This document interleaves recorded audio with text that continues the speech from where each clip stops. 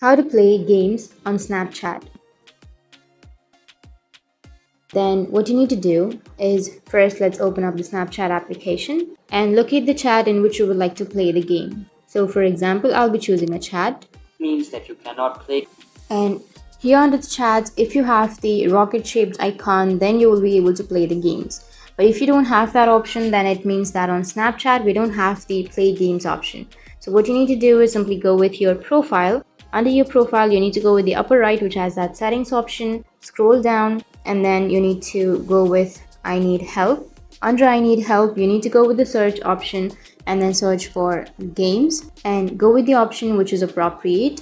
Tap on games on Snapchat, and here it says that games are no longer available. So before there were games on Snapchat, but now we don't have any games, so the games are no longer available on Snapchat. Unfortunately, we don't have that option. And if you have any questions, feel free to comment below. Thanks for watching.